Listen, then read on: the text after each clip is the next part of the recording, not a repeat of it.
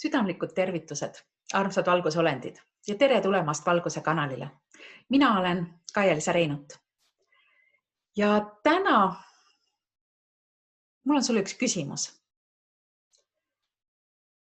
Ja see küsimus on selline. Kes sa oled? Kes sa oled? Ja mina soovitan teha see läbi sellise harjutusena, et võta paber ja pliiats ja pane paberile kirja, kes sa oled.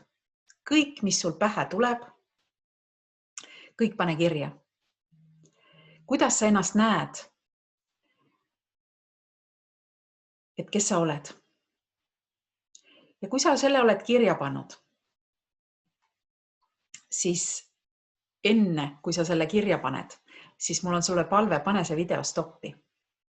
Ja vaata edasi siis, kui sa oled kõik kirja pannud. Ja kui sa oled kirja pannud, siis vaata edasi. Sest mina palun sul tõmmata maha kõik rollid, mis sa oled sinna kirja pannud.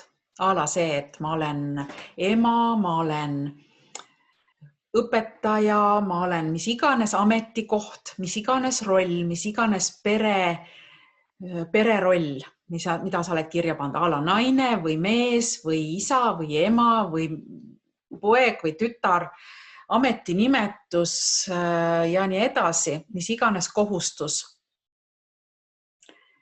Ja vaata, mis järgi jääb. Ja kui sul ei jäänud järgi mitte midagi, siis on see märk sellest, et sa ei ole veel päriselt teadlik sellest, kes sa oled. Mina ei saa sulle ette öelda, kes sa oled, aga ma võin sulle öelda, kes mina olen. Mina olen valgusolend, kes on saamas siin inimeseks olemise kogemust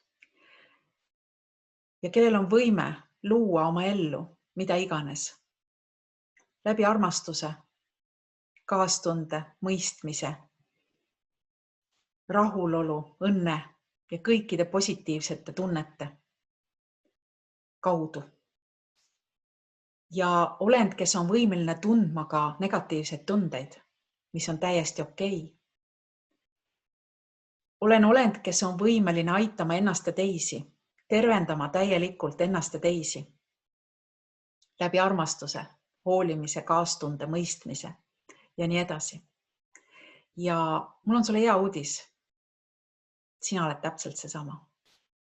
Sõltumata sellest, mida sa mõtled minust, kuidas sa mind näed, kas positiivselt või negatiivselt, mind see ei puuduta. See on sinu sees olev tunne, emotsioon, mis on tulnud kuskilt. Ja see ei ole päriselt sinu oma. Sest meid on nii palju aastasadu, aastatuhandeid programmeeritud.